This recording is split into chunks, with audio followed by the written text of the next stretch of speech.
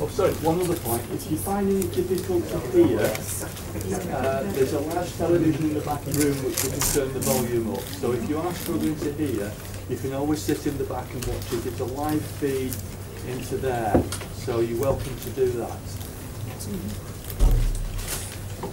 Our second study this evening will be on Zionism, what it is, what it is not, and note some biblical passages that will point in the right direction. Now, as far as the biblical usage of the term Zion, initially was applied strictly to Temple Mount, and so there was a time when Mount Moriah and Mount Zion happened to be one and the same thing. As the Bible continued, eventually the word Zion was applied also to the whole city of Jerusalem, and so Jerusalem is sometimes equivalent to Zion. Also the times when the word Zion is used of the whole promised land, the whole land of Israel. So the exact usage of Zion in any specific biblical text can be determined only by the context. What's happened in more recent times is the misuse of the term Zionism. And for example, when anti-Semitism got less respectful, people began to change the terminology. They're not anti-Semitic, they're just anti-Zionist. But actually, anti-Zionism has become the new form of anti-Semitism because you find them often campaigning against what they feel is Zionistic and just stay quiet about other issues. So the recent Gaza war broke out. There's a lot of campaigns in different parts of the world, like not against Jews, they said, but against Israel's policy, against Zionism.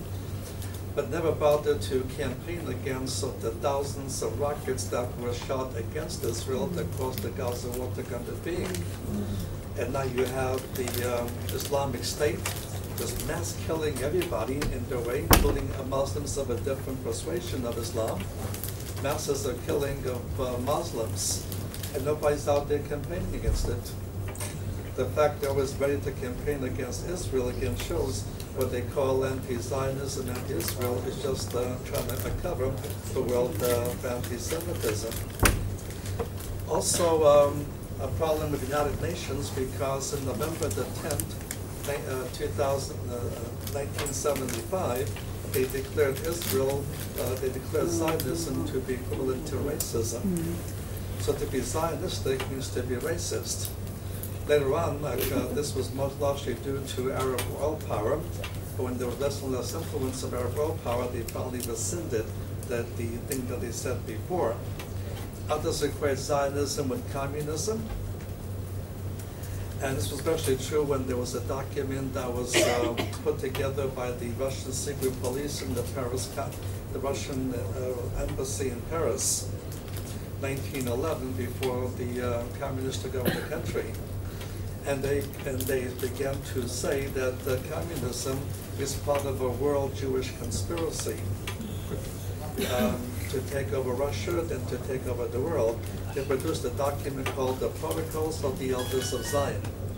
Protocols of the Elders of Zion, where they claimed that a certain group of Jewish leaders have come together and mapped out a strategy to take over the world. For some reason, they could never name who these Jewish leaders are, but they knew all about what they were doing. And so when communism took over, that was a fulfillment of the protocols, and then when different things happened in the world, and even Hitler used the protocols of the Elders of Zion for his anti-Semitic campaigns, and when he suffered his demise, others claimed that the fall of Germany and the fall of Hitler was also part of the Zionist conspiracy. The Zionist conspiracy is to conspire to take over the world, and so on.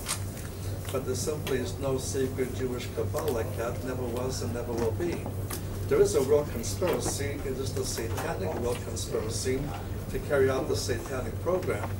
It's a satanic conspiracy, not a Catholic conspiracy or Jewish conspiracy or any ethnic groups. It's something that Satan is trying to foster. So there's been a lot of misuse and misunderstanding of what Zionism really is. But the essence of Zionism is a desire to return to the land. A desire to return to the land. Let me give an example, and by turning to Psalm 137. Psalm 137.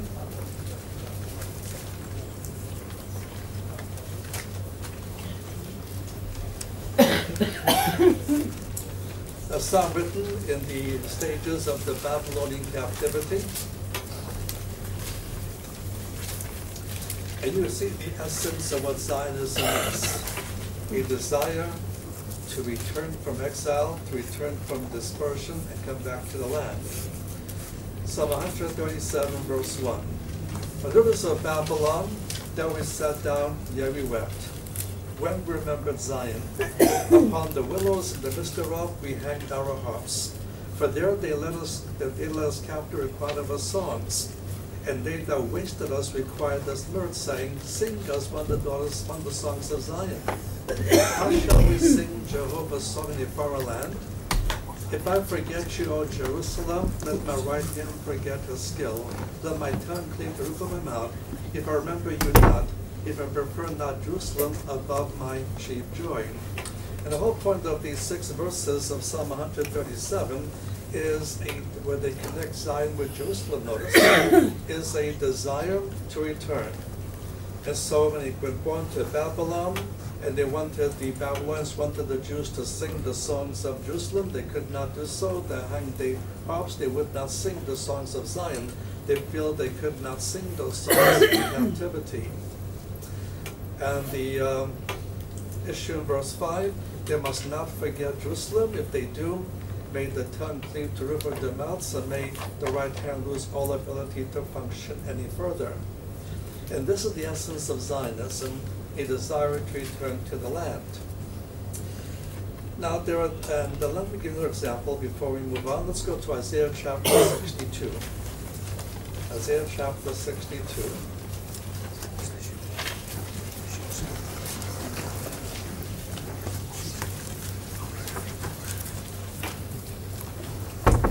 In chapter 60 and 61 of Isaiah, the prophet has been given visions of the future of the land and the future of Jerusalem.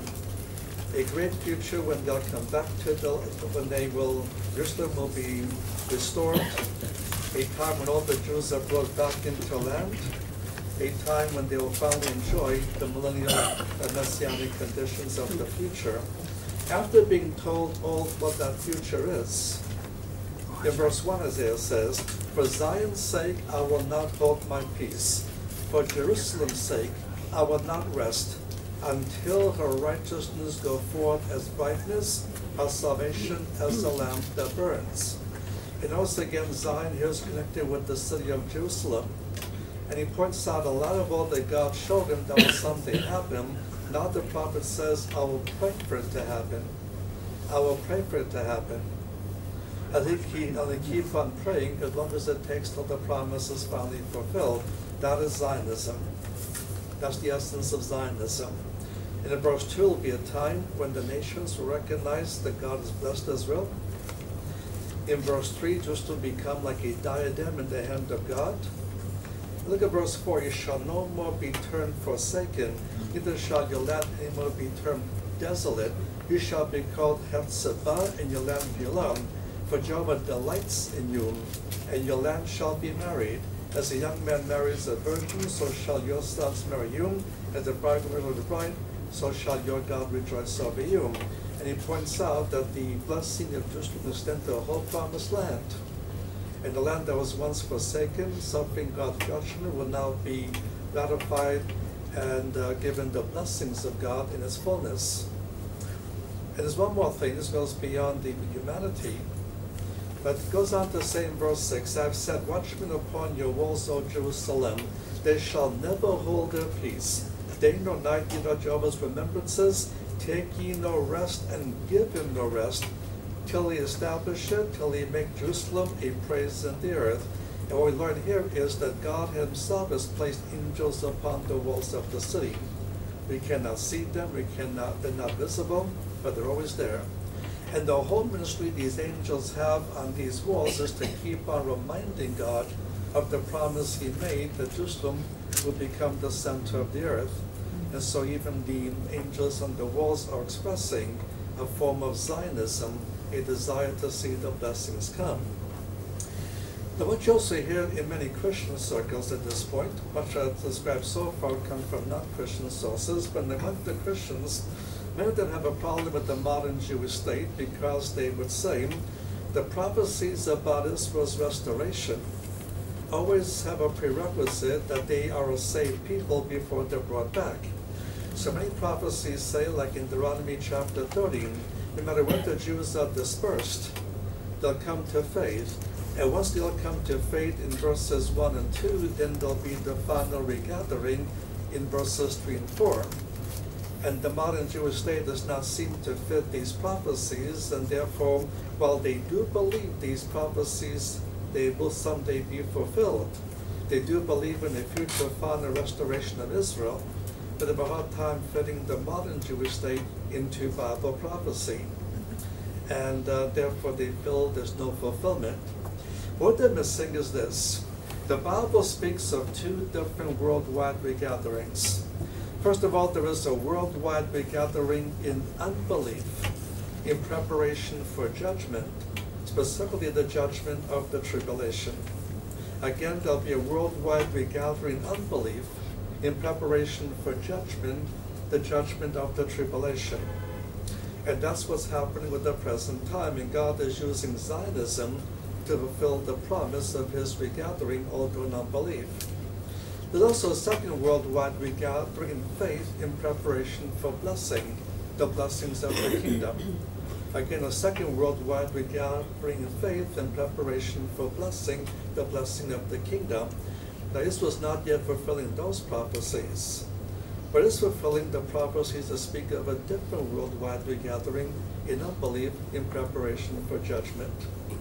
What I want to do in our study now is to look at three key passages that clearly show a different kind of regathering, one in unbelief in preparation for judgment. And then we'll look at a fourth one that will add more knowledge on it. All right, let's look at the first one, and that will be Ezekiel chapter 20. Ezekiel chapter 20.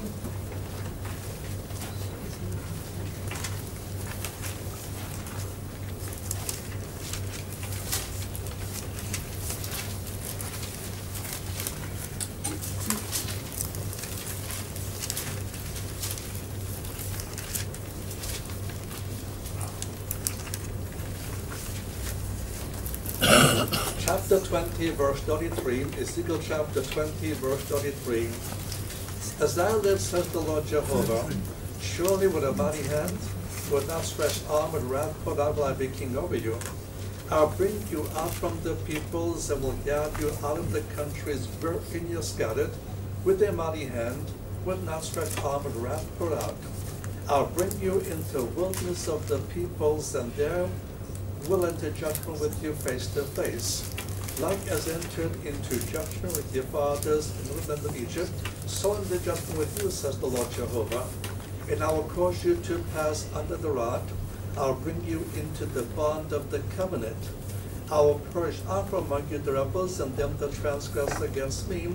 I will bring them forth out of the land where they sojourn, but they shall not enter into the land of Israel. You shall know I am Jehovah. Notice in these verses, he draws a simile with the Exodus.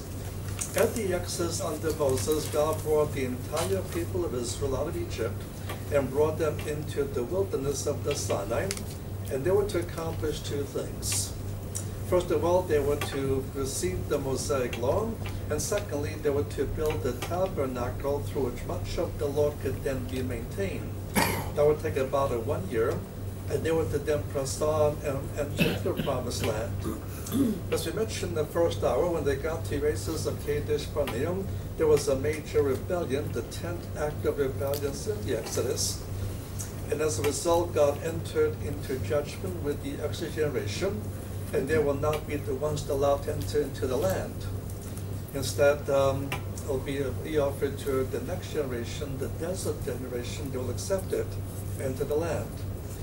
The non-historical frame of reference Ezekiel points out is the background for something future. But notice now he says that we regather from all parts of the world. And the modern Jewish state Jewish people come from 90 different countries, a bit over 90 different countries. And but then he points out, and this is the regathering unbelief, notice, but he points out at some point he will once again enter into judgment with his people. And by means of the tribulation judgments, in verse 38, the rebels will be pushed out. In verse 37, those who survive will be brought into the covenant, bond of the covenant, the new covenant. There will then be a new nation, a regenerate nation, that will then be able to enter the land under King Messiah. Notice he speaks of worldwide regathering in unbelief, in preparation for future time of judgment, the judgment of the tribulation. And this is the kind of prophecy the modern Jewish state is fulfilling, and God is using Zionism to bring them back. He's using Zionism to bring them back. The second passage is over in chapter 22.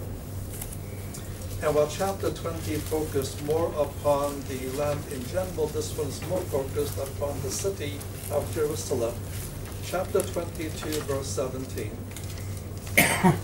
And the word of Jehovah came unto me, saying, Son of man, the house of Israel is become dross unto me, all of them on brass and tin and iron lead in the midst of the furnace, and they are the dross of silver. Therefore thus says the Lord Jehovah, because you all become dross, therefore, behold, I will gather you into the midst of Jerusalem, as they gather silver and brass and iron and lead and tin in the midst of the furnace, to blow the fire upon it and to melt it. So will I gather you in mine anger, and in my wrath I will lay you there and melt you. Yea, I will gather you and blow upon you with the fire of my wrath, that ye shall be melted in the midst thereof. As so is melted there in the midst of the furnace, so will you be melted in the midst of the thereof, and ye shall know I am Jehovah, who will put out my wrath upon you. Notice again, he's describing a worldwide regathering of Jewish people from all over, focusing more upon the city of Jerusalem. It's a regathering of belief because notice them filled with the impurities of brass and lead and tin. And the purpose of bringing them into this future wrath, the wrath of tribulation, is to bring them to purification, so it brings them all to national faith. And then it will be a new nation, a regenerate nation that can enter the Messianic kingdom as part of the final restoration. Notice again, for the second time, he specifies there will be a worldwide regathering in unbelief in preparation for judgment, the judgment of the tribulation. So we need to distinguish these regatherings from the ones he speaks elsewhere, a regathering in faith in preparation for the blessings of the Messianic kingdom. Let's go to the minor prophet Zephaniah. Let's begin by looking at chapter 1. Zephaniah, chapter 1.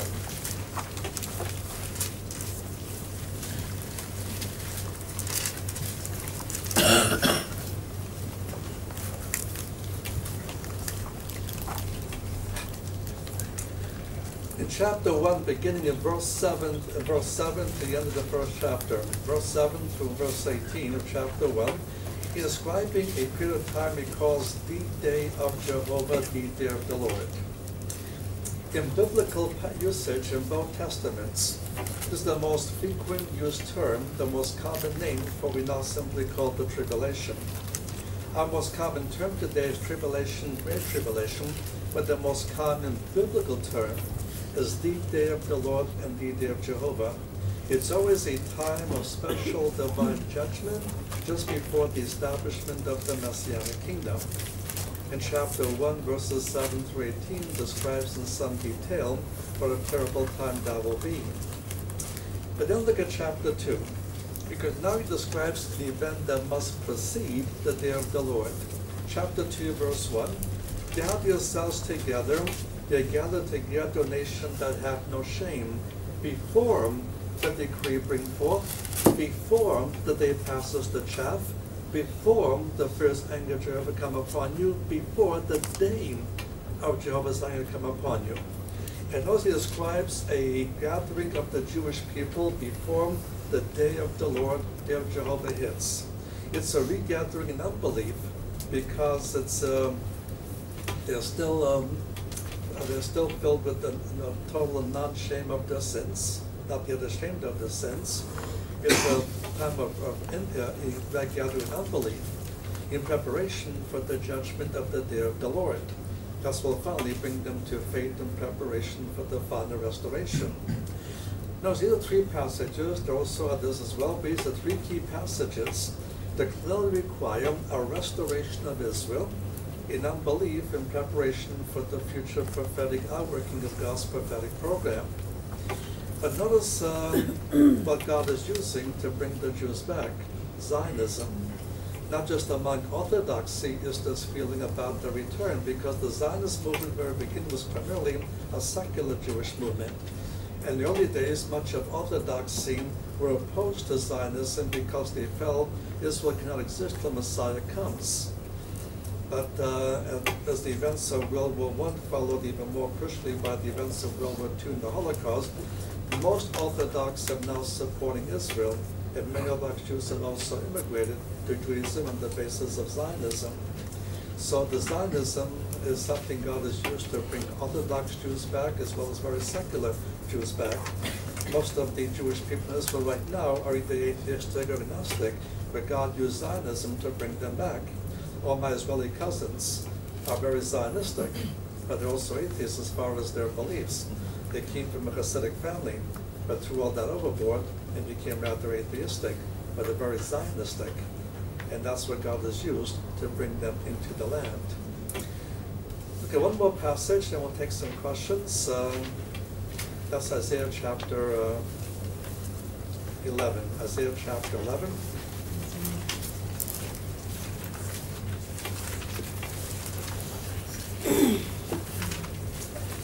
Let me respond to another issue within evangelicalism. These are people that will recognize that the Bible speaks of two different kinds of worldwide regatherings, one in unbelief and one in faith. But having come to that correct conclusion, they go on to say one more thing. We cannot be sure the present Jewish state is a fulfillment of those prophecies that spoke of a regathering in unbelief in preparation for judgment. And why not? Because in their view, you can have a regathering unbelief followed by a dispersion, another regathering unbelief followed by dispersion, even another regathering followed by dispersion before you have the specific one that fulfills these prophecies we just read. Isaiah will tell us that cannot be. The entire context is Isaiah chapter 11, verse 11 through chapter 12, verse 6. Isaiah 11, verse 11 through chapter 12, verse 6. Now, what he's describing is the final worldwide regathering in faith in preparation for the Messianic kingdom. He's not describing the kind of regathering we just spoke about. He's speaking about the final worldwide regathering in faith in preparation for the blessings of the kingdom. So this is relevant to our present point. Because the right he numbers the last worldwide regathering. Look at verse 11 of chapter 11.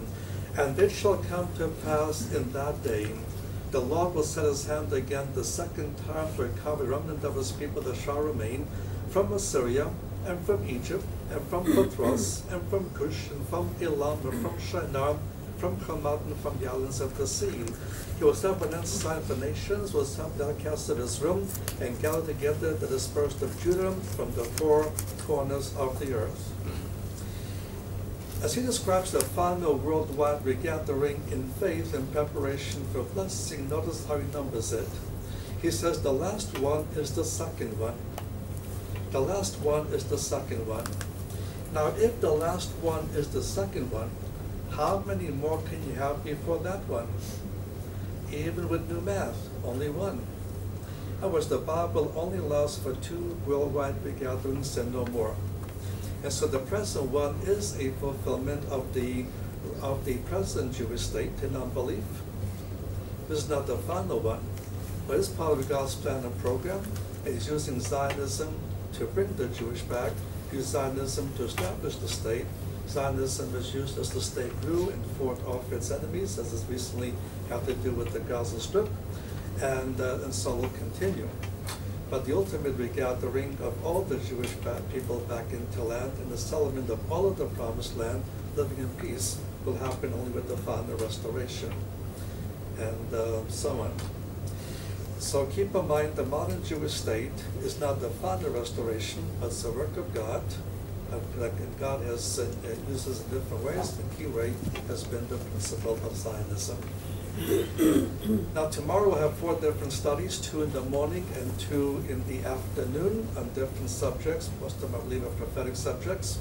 Let me highly recommend that if you did not bring the Bible tonight, be sure to bring one tomorrow. I'm thinking about the probably going to have the Bible in front of you.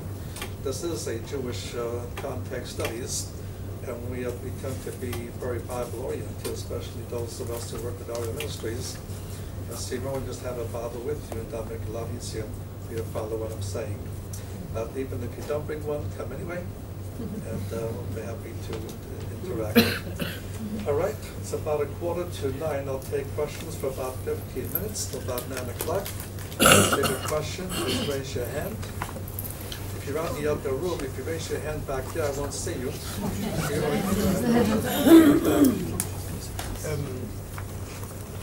In the gathering in unbelief of the Jewish people, which is called Aliyah. Aliyah. Well, Aliyah just means the immigration. Okay. It will be true with the present regathering and the future ones. Yeah. Aliyah means to go up. And if you're going back to Israel, you're going up to Israel. Whereas if you're living in Israel, you're going down. When you're going to Israel, you're going up.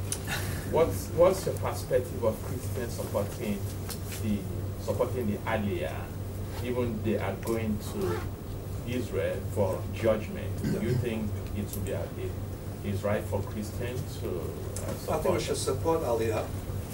That's not saying every Messianic Jew should have to go back. That should be an individual choice. Not all Jews have to go back.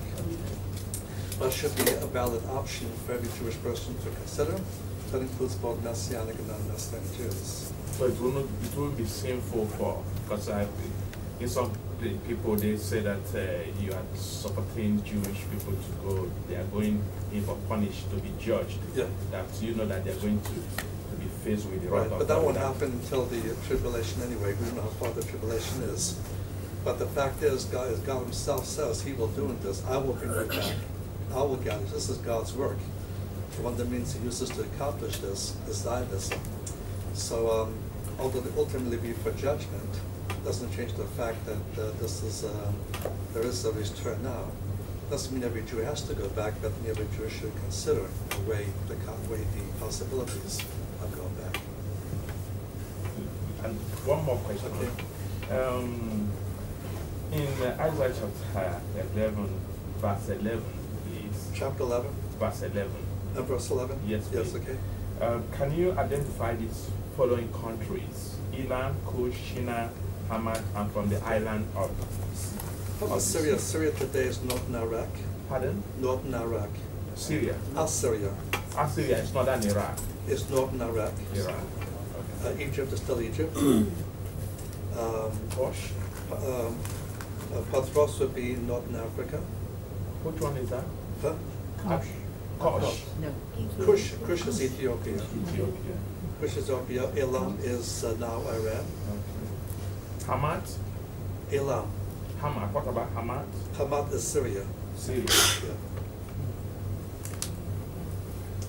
Hamat is Syria. Elam is Mount Iran. Shinar is Babylonia, which is southern Iraq. And Hamat is now Syria. If we've got the first gathering that's taking place now Yeah.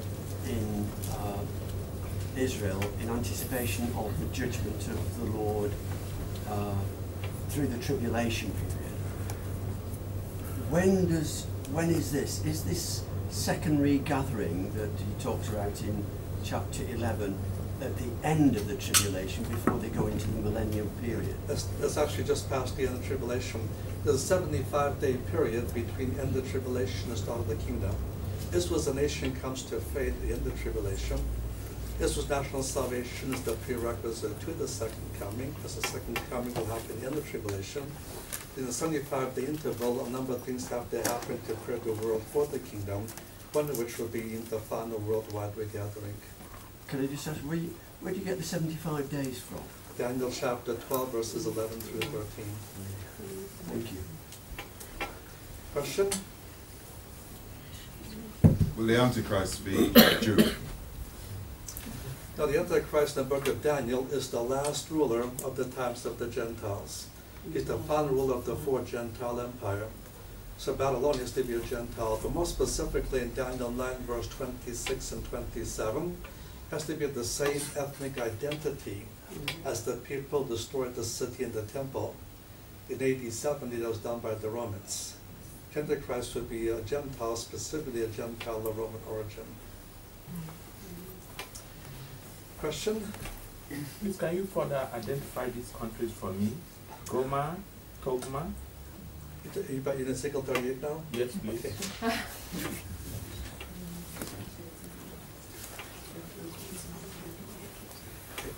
Chapter 38, Verse 6, please. in verse 6. I'll deliver you. Oops, in the wrong book.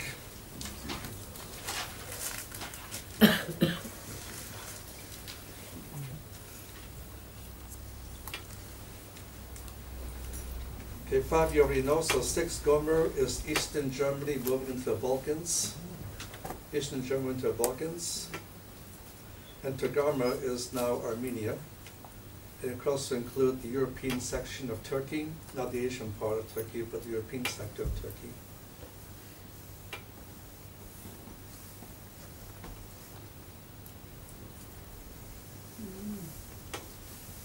Question? I've got a couple really, but Try one. yeah, this is sort of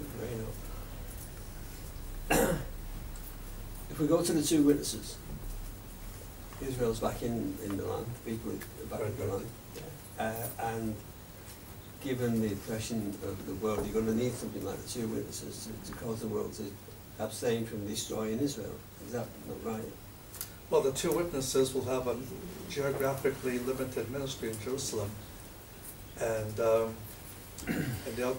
basic role is to bring many judgments upon people who unbelieve that any attempt to kill them, they rain either fire upon them or whatever, and the other ones will be killed in military tribulation, and their bodies will lie dead and exposed for 3.5 days. Inside of their body, their bodies will be resurrected and ascend into heaven. And according to verse 13 of Revelation 11, that'll result in the Jews of Jerusalem coming to faith at the middle of tribulation. That begins a process that at the end, the last 3 days of tribulation, the whole nation comes to faith. So you're saying that they have a limited ministry of defense of Israel? Not defense, Oh, a limited preaching ministry. because the whole world is afraid of them. Is that right? But They can turn seas to blood and things like I know what the that. text says. The whole world is afraid of them. They're afraid of them because the judgments they produce in the world. Mm. They themselves stay in Jerusalem. Yeah. It specifies they're in this one city. Yeah. The world is afraid of them, but it's not because they're defending Israel. It's because they're spelling out judgments for unbelief, Jew or Gentile. On the world's unbelief. Both Jew and Gentile.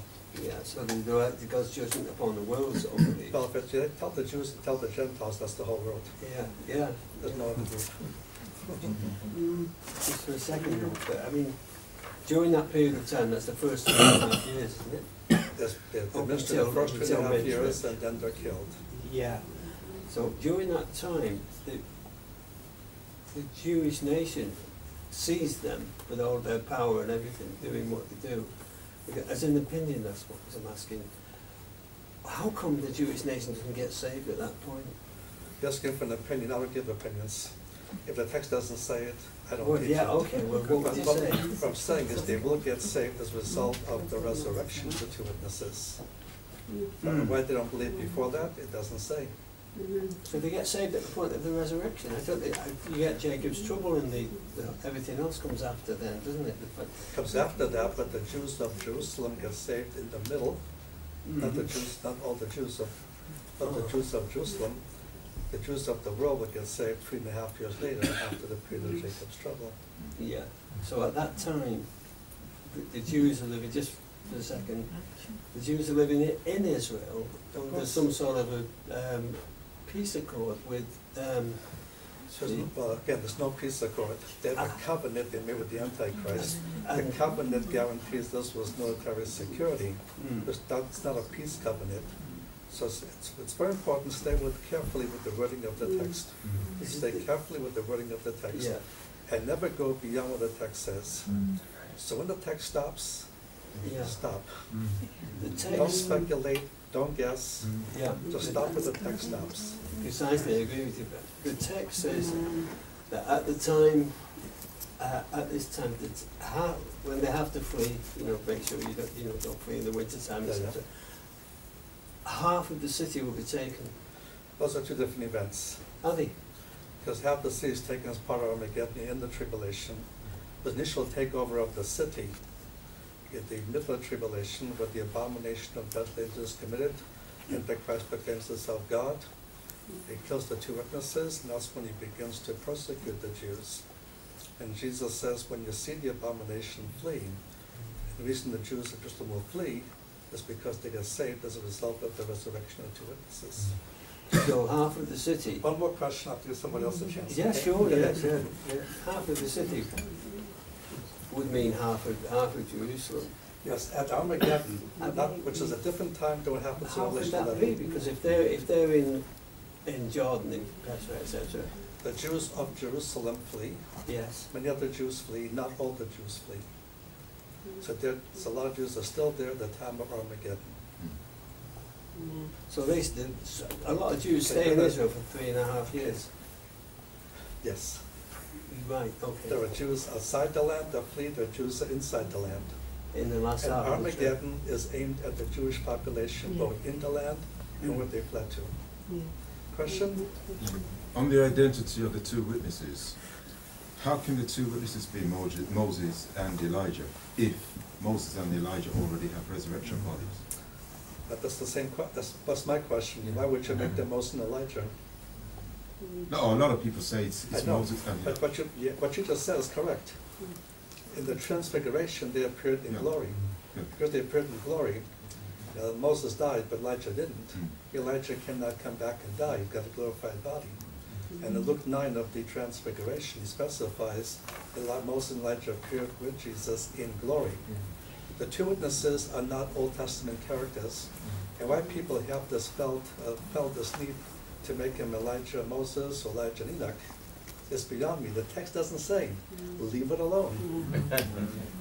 Elijah is coming back. That's for sure, based upon Malachi 4. Elijah is coming back, but he's not going to be the two witnesses, because he cannot die. The two witnesses will die. The two witnesses, like everybody else in Revelation, people live in the future.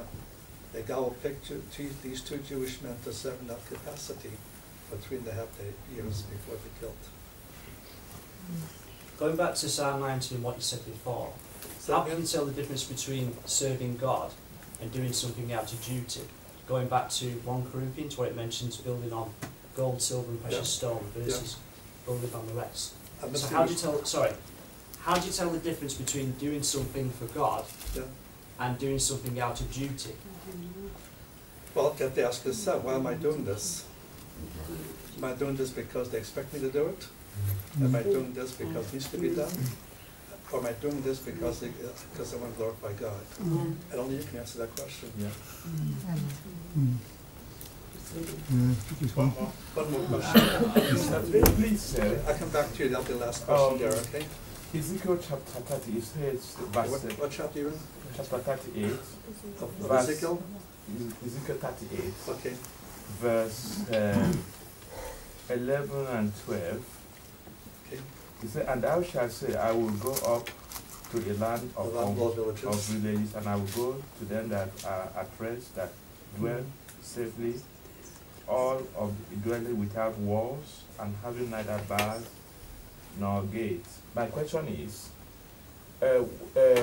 currently, Israel has the wall to protect themselves from the suicide terrorists. That's this. So what condition would be fulfilled in order to ensure that they are dwelling safely without war? What do you think? Well, the Hebrew word for walls means city walls. And all of Israel's new settlements and so on, none of them have city walls. Jerusalem's wall is from ancient times, and most of Jerusalem lives outside the wall. And Akko has a wall, an old wall, but most of the people of Akko live outside the wall. And for all of the kibbutzim, the moshavim, all of those settlements do not have a wall, a concrete or a city wall. This is the wall that's being built is merely separating two societies, but none of them are city walls. And so the Israel being described in this passage is the way Israel happens to exist right now. The word shalom, the word peace, is never even used in these two chapters. It's only used the word security, and the word security is used even in Hebrew in the context of war. It means that they're self-assured, they believe their army could withstand any attack and so on. So they all live in today in security, not even in peace, but the word doesn't require peace. The word means to live in confidence. So what's being described here is only true of the modern Jewish state of Israel. Last one? The third temple, as far as the location. Yeah. Well, by Jewish rule, the location of the temple has to be in the Temple Mount. And right now, the Temple Mount, while it's under Israeli government sovereignty, it belongs to Muslim religious sovereignty, because Israel recognizes religious sovereignty over holy sites. Christians have sovereignty over their sites, Jews over theirs, Muslims over theirs. So because it's a Muslim site, Israel recognizes Muslim authority. So at this point, there is no effort to the actual construction. There's 3 different Jewish groups actually making things in preparation for the temple. The actual construction is not yet happening for 2 reasons. Number 1, the Muslim issue, and number 2, the majority of Israelis are secular. They don't want a temple. They want to have sovereignty, but not build a temple. And furthermore, within Orthodox Judaism, the majority belief is Messiah will come and he will build the temple. There's a minority view, like the Temple Mount Institute, that's making these furnishings. Their view is, no, we first build the temple and that will result in Messiah coming. But the majority view right now is in Orthodoxy, they have to wait till the Messiah comes, he will build the temple. Biblically, the view will have to change because the Bible clearly speaks of the temple being built. But for these reasons, not happening quite yet. A lot of Christians have claimed that the Muslim structures have to be destroyed, and they may be destroyed. The Bible doesn't specify. But there's a second option, because if you visit Temple Mount, you'll notice all of the temple buildings are from the Mount center moving south. Center of the Mount moving north, it's all empty space. Another possibility, dividing the Temple Mount in half, leaving the south side for the Muslims, and then turning the north over to the Jewish people to build a temple. That's another possible option. We know for sure the temple will be rebuilt because the Bible says so. How it's going to be done and so on, that's what we don't know. And that we'll have to wait and see. Darren, just one last question. Well, you got one last question? Okay, I'll go 1, 2, and then it has to be it, okay? We'll have more of these sessions tomorrow. Thank you. In the millennium, it says that in the temple, sacrifices will take place. Yes. We know that Jesus Christ has paid the sacrifice once and for all, that the Old Testament sacrifices were for, to the forgiveness of sins. Do you have any idea as to why the Messiah will allow these sacrifices? Is it just as a remembrance, as a token? Or? Well, I don't have to guess. The Bible gives some certain answers. Remember, the temple you're talking about is different from the temple she was talking about. It is a Her different temple is the tribulation temple. Yeah. Yours is the kingdom It temple. is indeed. Number 1, it's not a return to the Mosaic law, because the details about the sacrifices are quite different. In fact, there are quite a number of contradictions between the Mosaic system and the Ezekiel system. There are so many contradictions why the rabbis for a long time did not accept Ezekiel in the Hebrew canon until some rabbi was able to rectify all those discrepancies. So there will be a sacrificial system under kingdom law. Secondly, the sacrifices never were for the purpose of salvation to begin with. What saved you was by grace through faith. But in the Mosaic law, the outworking of your faith, you would offer certain sacrifices for certain issues. And keep in mind, not all sacrifices were looking to sin.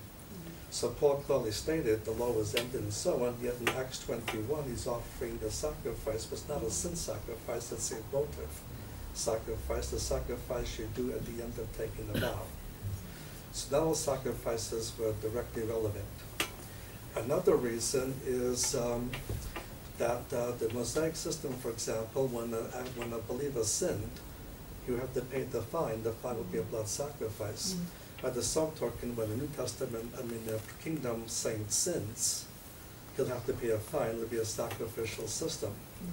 Now, the way we receive forgiveness of sins as believers is by means of confession. 1 John 1:9, if we confess our sins, he's faithful just to forgive us our sins and cleanse our righteousness. But for Israel in the kingdom, the means of forgiveness of sin for a saint that sins will be by means of a sacrifice. Another issue is that the Lord told us when you do something physical to show forth his death. We partake of the bread and the cup, and we have to do this to show forth his death for how long? Until he comes. The second coming, the ceremony ends. And in place of it, there'll be a sacrificial system to show forth his death for the people in the Messianic kingdom. Another reason is that under the kingdom, there'll be a theocracy. And to receive theocratic blessings in a theocracy requires ritual cleansing, ritual uncleanness.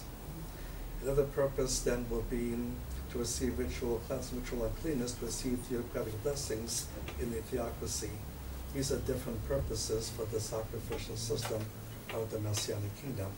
But won't we be clothed in won't we be clothed in the righteousness of Christ? So that we... I'm not talking about us offering sacrifice to be glorified body. We're talking about people in natural bodies living in the kingdom.